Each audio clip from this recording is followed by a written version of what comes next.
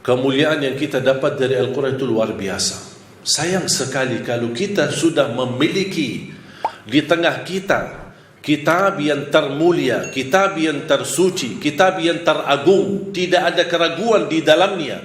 Alif Lam Mim, dzalikal kitabu la raiba fihi hudan lil muttaqin. Dan membaca Al-Quran walaupun tidak mengerti isinya, tidak memahami maknanya, tidak apa-apa. Tetap dapat setiap satu huruf 10 kebaikan. Jadi kalau jamaah sekalian membaca, tak faham sama sekali, hanya baca saja, tetap mendapatkan setiap satu huruf 10 kebaikan. Alif Lam Mim bukan satu huruf, alif satu huruf, lam satu huruf, mim satu huruf. Satu huruf satu kebaikan dilipatkan 10 kali lipat menjadi 10 kebaikan. Rugi kita diberikan kesempatan yang mulia seperti ini. Mana ada amal atau bacaan sebuah kitab atau apa saja kita hadis pun belum tentu dapat 10 kebaikan. Hanya Al-Quran satu huruf, bukan saat satu kali baca dapat 10 kali lipat, dia menghitungkan berhurufnya, kita mendapatkan 10 kali lipat. Sayang sekali jamaah sekalian berhari-hari lewat tidak baca Al-Quran, sedangkan fasilitas dan kemudahan ada di tangan kita. Tak bisa baca Al-Quran karena alasannya masih buta huruf atau berbata-bata. Jangan khawatir, ada berita gembira di hadis yang diriwayatkan Imam Muslim. Rasulullah SAW bersabda, "Walladhi yaqra'ul Qur'ana wa yatata'ta'u fihi wa huwa 'alaihi syaq lahu ajran." Barang siapa yang membaca Al-Quran dan dia mendapatkan kesusahan sambil berbata-bata dalam bacaannya, apa dapatnya? Apakah dosa karena berbata-bata? Kesulitan dalam membaca, apakah itu dosa? Kata Rasulullah SAW, tidak, itu 2 pahala. Falahu ajran, 1 pahala karena dia mau membaca, 1 lagi karena kesusahan dan kesulitan yang dia hadapi saat membaca. Mohon maaf, tidak bisa baca sama sekali, alhamdulillah masih bisa simak, dengar. Sambil naik motor, sambil kita menjalani tugas di kantor, atau kita kemana saja pergi, alhamdulillah sekarang fasilitas mudah. Dengan HP kita bisa kita dengar murattal, sambil kita khatam 30 juz, walaupun tidak mengerti isinya, mendapatkan keberkahan. 1 ayat kalau kita jaga setiap habis salat fardu dan ketika mau tidur, sebagaimana bersabda Rasulullah SAW, "Man qara'a ayat al-kursi dubura kulli salatin laysa bainahu wa bainal jannati illa yamut." Barang siapa yang membaca ayat kursi setiap habis salat fardu, dijamin menjadi ahli surga. Cuba 1 ayat saja menjaminkan kita masuk surga. Kira-kira gimana 30 juz Al-Quran? Dan selalu saya sampaikan kepada jamaah, kalau seandainya buru-buru, lagi ada rapat, ada meeting, ada urusan mendadak, tak bisa berlama-lama di masjid, tak apa-apa, habis istighfar, langsung baca ayat Al-Kursi, terus habis itu jalan. Terus gimana? Subhanallah, walhamdulillah, dan zikir-zikir yang lain, tak apa-apa, sambil jalan pulang. Bisa kita jalankan zikir itu. Asal jangan tinggalkan ayat Kursi setiap habis salat, karena itu jaminan mendapatkan surga Allah Subhanahu Wa Ta'ala. Saya harap jamaah sekalian, kita mempersiapkan diri mulai sekarang. Jangan menunggu Ramadan yang datang, karena belum tentu bertemu Ramadan. Tidak ada yang punya jaminan punya umur sampai bulan suci Ramadan. Makanya saya harap, kalau tidak bisa 1 juz dalam 1 hari, minimal mulai harimu baca Al-Quran, tutupi harimu dengan membaca Al-Quran. Tunjukkan perubahan. Kalau anda ingin Allah rubahkan nasib kita, anda ingin Allah merubahkan rizkimu, Allah ingin merubahkan keadaanmu menjadi lebih baik, tunjukkan perubahannya kepada Allah Subhanahu Wa Ta'ala. Tunjukkan perubahan yang luar biasa, akan dapat anugerah yang luar biasa. Tapi jangan kita menjadi hamba biasa-biasa saja, tapi minta sama Allah yang luar biasa. Itu tidak adil. Oleh karena itu jamaah sekalian, mari kita minimal mulai harimu baca Quran semampunya. 1 ayat, 2 ayat, 1 halaman, apa yang anda mampu tunjukkan. Begitu habis subuh, sebelum beraktivitas, sebelum jalan ke kantor atau kemana, kita baca Al-Quran.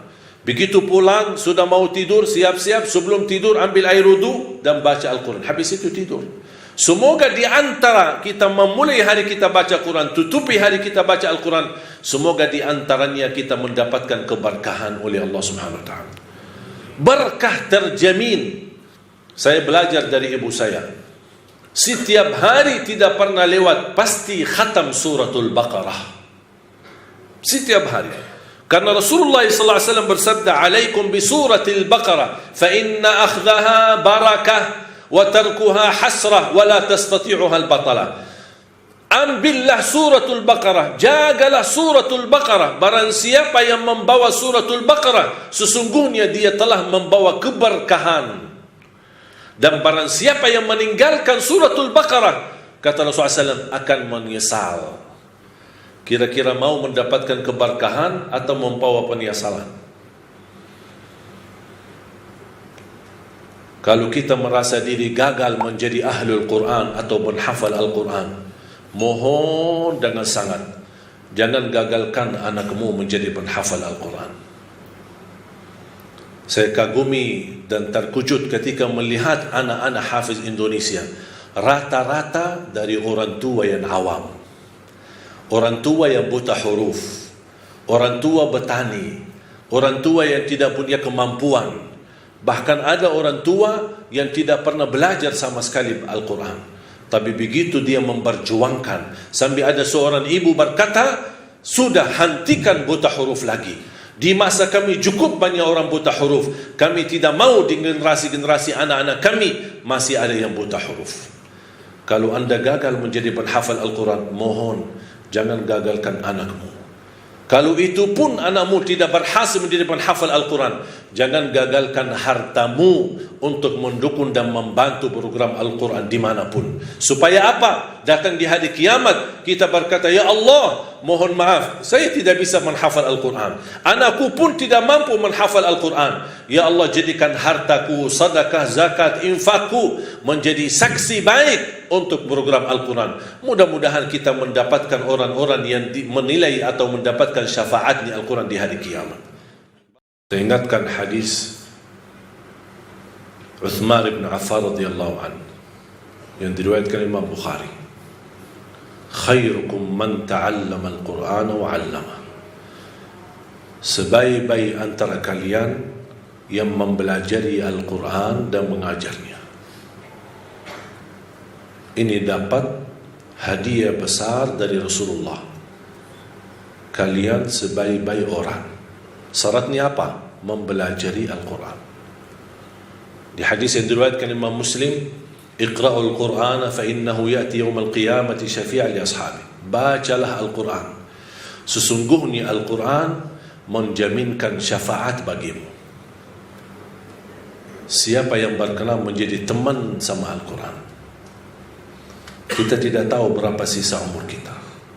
Mari kita sama-sama menjadikan sisa umur kita berteman sama Al-Quran. Lagi pusing, lagi menghadapi masalah, coba buka Al-Quran. Wallahi bakal adem, enak, sejuk hati kita. Ini kalamullah, bukan kalam manusia. Masa kita tersentuh hati kita dengan kata-kata manusia yang indah, kata-kata manusia yang menyentuh hati, tapi ucapan Allah, kalamullah, tidak pernah menyentuh hati kita. Sedangkan kalau Allah turunkan Al-Quran di atas gunung-gunung, bisa hancur menjadi pasir. Mari kita sama-sama memperhatikan Al-Quran. Jangan menunggu bulan suci Ramadan. Mulai hari ini, sedikit demi sedikit, walaupun kita tidak mampu khatam di bulan Rajab, tidak mampu khatam di bulan Sya'ban, tapi karena sudah terbiasa 2 bulan ini, kita terus berdekatan sama Al-Quran. InsyaAllah begitu tiba bulan Ramadan, kita sudah mudah untuk mengkhatam Al-Quran, bukan hanya 1 kali, tapi insyaAllah berkali-kali. Imam Syafi'i radhiyallahu anhu wa rahimahullah, dalam setiap bulan suci Ramadan khatam 60 kali. Saya membayangkan 60 kali. Kalau standar 10 jam, berarti 20 jam Imam Syafi'i membaca Al-Quran. Sisanya berapa? 4 jam sehari. Jangan berikan sisa waktumu untuk Al-Quran. Jangan bilang saya belum ada waktu. InsyaAllah kalau ada sisa waktu saya akan baca Al-Quran. Tapi saya harap jadikan Al-Quran adalah yang terutama dalam sehari-harimu, bukan yang tersisa dalam seharimu. Semoga kita semua yang hadir dimuliakan dan dijadikan oleh Allah ahlul Quran dunia dan akhirat.